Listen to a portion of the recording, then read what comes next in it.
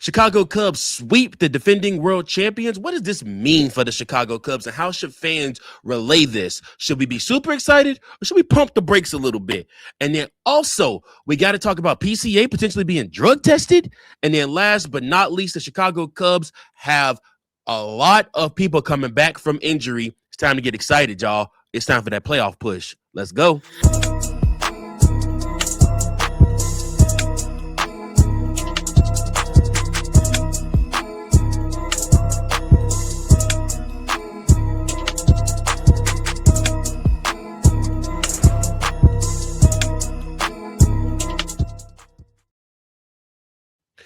Welcome in, everybody, to another episode of Chicago Cubs Central, your number one spot for all things Chicago Cubs. I am your host, Mike Jones. Thanks so much for tuning in to another episode of this content. Listen, if this is your first time watching, thank you so much for tuning in. It means the world to me that you spend your time watching my content that I produce here in-house for the Chicago Cubs. If this is your first time, please make sure that you like this episode, that you subscribe to the channel, and that you also share this episode with other Cub fans so that way they make sure that they also tune in and get the goods themselves. And then if you're watching on YouTube, hit that notification button so that you can always get notified every single time a new episode drops for Cubs Central.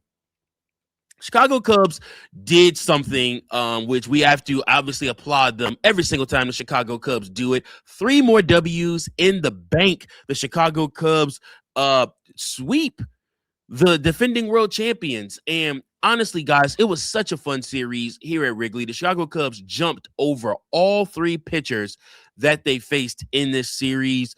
Again, like I said, the Dodgers kind of seem nonchalant. They're beat up right now. They don't have their best pitchers. They don't have their best talent out there. And again, we also miss Yamamoto, and they switched Roki Sasaki from facing the Chicago Cubs, which I think is something that Dave Roberts did on purpose, not necessarily to protect Roki Sasaki, but also so in case the Chicago Cubs and the Dodgers end up meeting in the playoffs, which as of right now, if the Chicago Cubs were to beat the Arizona Diamondbacks the next round, they would face the Los Angeles Dodgers. I think it's to protect Roki Sasaki from not allow the Chicago Cubs to get a look at his pitches. We haven't seen Roki Sasaki at all this season, if I'm not mistaken. We did see Yamamoto in that series in Los Angeles. And we did see Trick Skubal in this series. Still don't know what the word is on Blake Snell, if he's ever going to pitch again. I don't know if they just hold him out until the postseason or until next month, and he'll pitch a couple times next month, and then he'll be ready to go for the postseason. When you're the Dodgers, you have the luxury of doing that. I mean, they have traded and added so much talent. And yeah, like I said, it's an uphill battle facing them. The Chicago Cubs today feel like world beaters. I want to caution Chicago Cub fans from getting too high. There's a grave difference in beating the Dodgers on August 5th and beating the Dodgers in October. And what I mean by that is don't be lulled into a false sense of security that this Dodger team that you faced in August 5th is the same Dodger team that you're going to beat in October. The Chicago Cubs came out and punched the Dodgers in the mouth. And it was a great series for them. Great series. Shohei Ohtani hit a couple home runs. Pico Armstrong hit a couple home runs. The MVP race is heating up between those two. They're right on pace with each other. We'll talk about that. But like I said, we got great pitching from our starters all throughout the whole series. And we really had a good series. But this Dodger team that you're facing now is not the same Dodger team once the playoffs start. That Dodger team that you're going to face once the playoffs start is going to be a completely different animal. Way more cerebral, way more calculated in the decisions that are made, and way more clutch than what you saw. Now, again, on the Wednesday game, you did see the Dodgers almost come back, thanks to Caleb Thielbar, almost come back and complete the comeback and almost beat the Cubs. The Dodger team you will face in October was going to be a lot like the Dodger team that you saw on Wednesday. Now, the first 2 games, you didn't see much. But the Dodgers aren't The Dodgers aren't worried about August. They aren't. I know everybody's gonna make a big deal about their losing streak that they're on right now. How they got swept by the Cubs and a 6-game losing streak, I think, or something like that, and whatnot. Now, and listen, I don't want to take away from the Cubs' accomplishment. Hear me well. I am thrilled that you took these 3 games. It keeps you in line with the Milwaukee Brewers. You are still 5 games back from the Brewers. And like I said, it keeps you in line to potentially try to overtake them and get that first if you win the division, then you would actually get a first round bye and you would not end up facing the Dodgers until the NLCS. However, like I said, it just really depends on what happens over the next month and a half. But don't get it twisted, y'all. I strongly want to caution Cub fans. Do not get too high off the hog with what the Cubs accomplished. 3 great wins. The team is rolling. Momentum. You look great.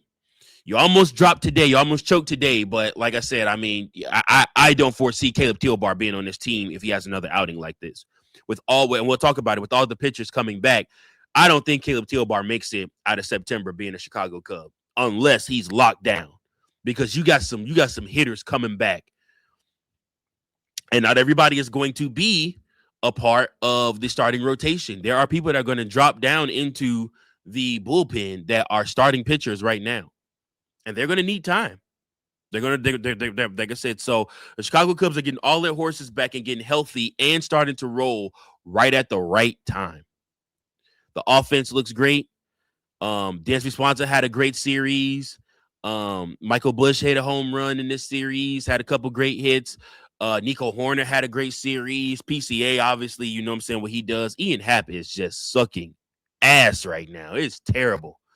He'll still probably end up winning that left field Gold Glove, but I don't foresee Ian Happ being a Chicago Cub next year. And it's gotten so bad that you see with that's why they end up going to get Tyrone Taylor, because like I said, I mean, it's just so bad for Ian Happ right now. He just looks terrible at the plate. It's either a strikeout or a ground out or a fly out. And it's been that way now for about a month and a half. Now, will it heat up in September? Potentially. We'll see. But it's been bad, especially against lefties. And he's a guy that can switch hit. So the fact that they went and got somebody and they're playing him when they're playing Ian Happ when they're facing lefties says a lot. So, but yeah, man, don't get too high. Now, you beat the Dodgers in October, that's a different story. But it's going to be a different team with a different game plan that you have to beat either 3 times or 4 times. And I'm sorry, either 2 times or 4 times.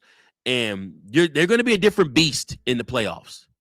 Shohei Ohtani ain't going to be the same Shohei Ohtani in the regular season like he is in the playoffs. Yamamoto is going to have his best stuff going. You're going to see Tariq Skubal's best stuff. You're going to see whoever that third pitcher is. I don't even know who it'll be. I mean, maybe Blake Snell will be back by then. Could be somebody else. But Cub fans, be proud, beat your chest, but just don't get too high, because the Dodgers you're going to see in the postseason is going to be a completely different animal. And we got to be ready for that. I trust Craig Counsell. I do trust Craig Counsell. I don't necessarily know that I trust the bullpen as much, but I trust Craig Counsell, and I trust our starters. I like who we traded for. We basically have a whole brand new starting pitching rotation with the additions of Clay Holmes and the addition of Kevin Gausman. So, like I said, which both of those guys are going to make their debuts against the Kansas City Royals. So, like I said, we will see them. The Chicago Cubs do play the Toronto Blue Jays on Thursday at 1:20, a makeup game, and we got to see freaking what's the name for that one? That sucks. Complete monkey balls. Our good old friend that we traded away We thought we were getting Jameson Taillon, but they moved him to pitch tonight against the Astros. And we're going to have to see Dylan Cease, who completely carves up the Cubs every single time we play him. So we'll see what happens with that. But yeah, just some thoughts on that. I just don't want the Cubs getting too high, going too crazy. Cub fans, have good feelings, have good vibes. The team is rolling. It's a fun time. You potentially I absolutely have an opportunity to catch up to the Brewers. We'll just have to see what happens.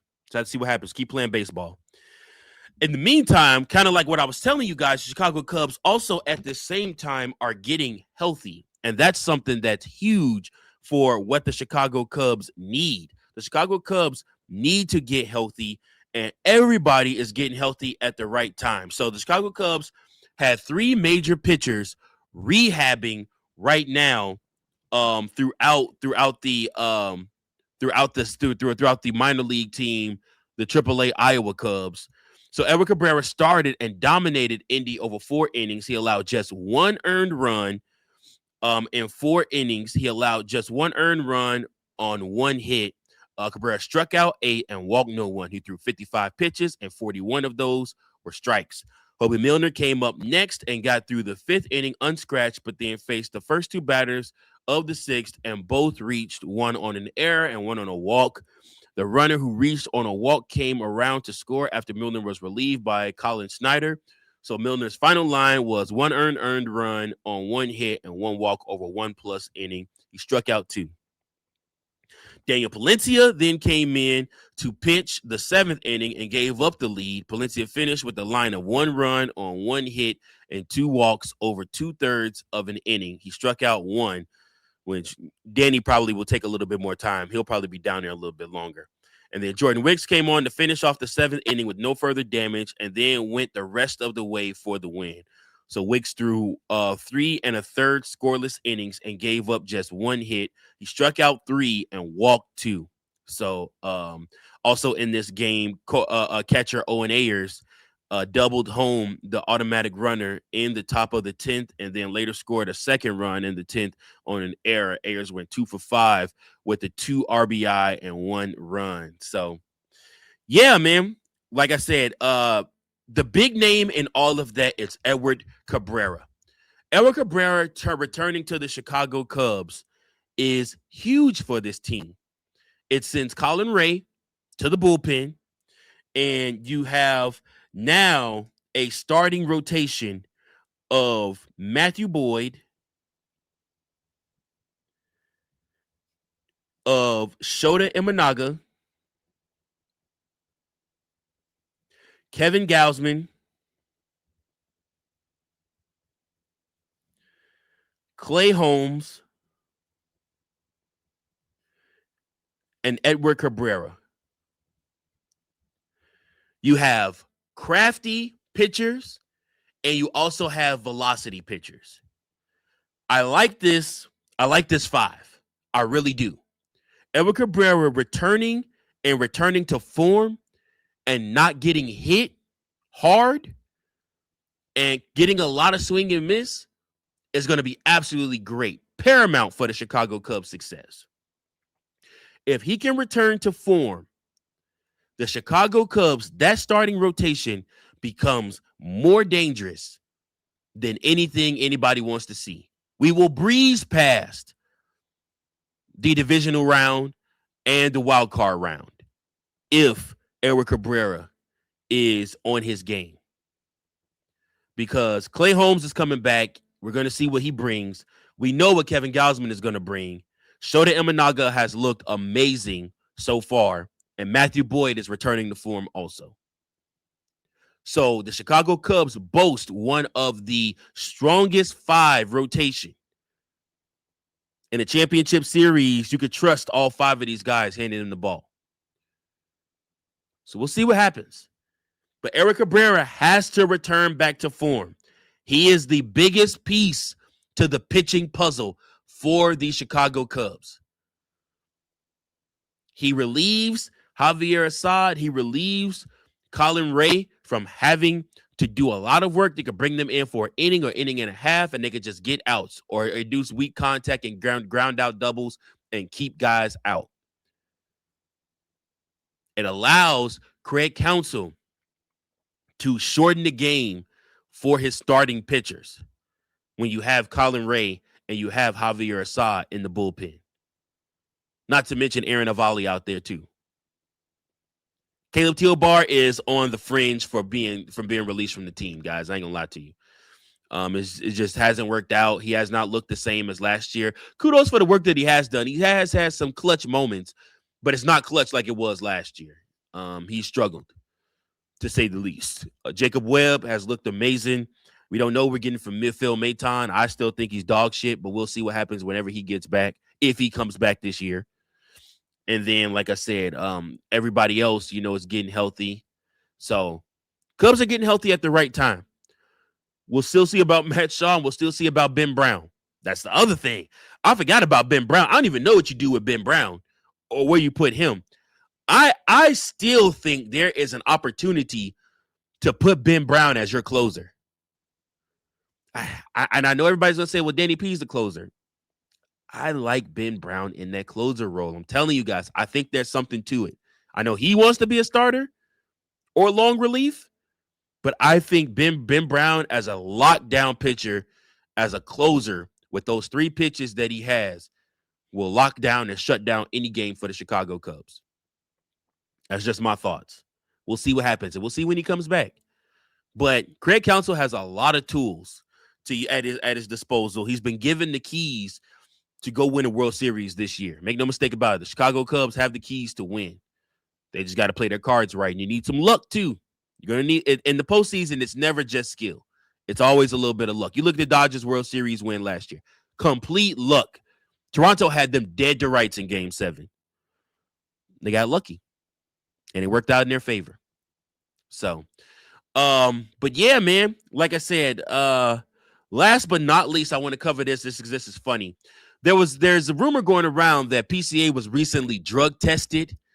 And PCA obviously joked about it too. And he said this, he's like, you guys have that, you got to be playing well in order for them to drug test you. Guys, do you think PCA was actually drug tested after these last games against the Dodgers? I mean, think about it. PCA slugged a stupid amount, got his on-base percentage, his wins above replacement, everything, all high marks right now for PCA.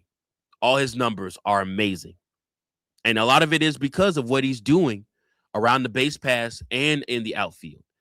There are a lot of people that are saying PCA is the MVP because right now all Shohei Ohtani is doing is DHing. He's not playing outfield because you got Kyle Tucker out there, so he DHs. And then every once in a while, like I said, he hasn't pitched because of the inflammation in his knee. If his knee isn't right by next month in September, you could potentially see Jacob Mizorowski run off with the Cy Young and PCA run off with the MVP award. We'll just have to see what happens. But let me know you guys' thoughts on all these topics. Give me your thoughts on Cubs beating the Dodgers. And then, like I said, you also got to give me your thoughts on Edward Cabrera returning. And then last but not least, give me your thoughts on PCA being drug tested and if he is the MVP or not. Guys, listen, I appreciate you all for tuning in and for watching. There'll be another episode coming up. Make sure you guys watch my shorts too on YouTube. Make sure that you guys like, follow, and subscribe on YouTube also. Thank you all so much from the bottom of my heart for tuning in and watching. This means the world to me. This is a labor of love. And yeah, man, I have a blast doing these with you guys. Until next time, make sure you comment below, like, share, and subscribe. Go Cubs, go. Peace. Thank you for watching another episode of Chicago Cubs Central, the #1 spot for all Chicago Cubs content. Remember to like, share, subscribe for more Cubs content.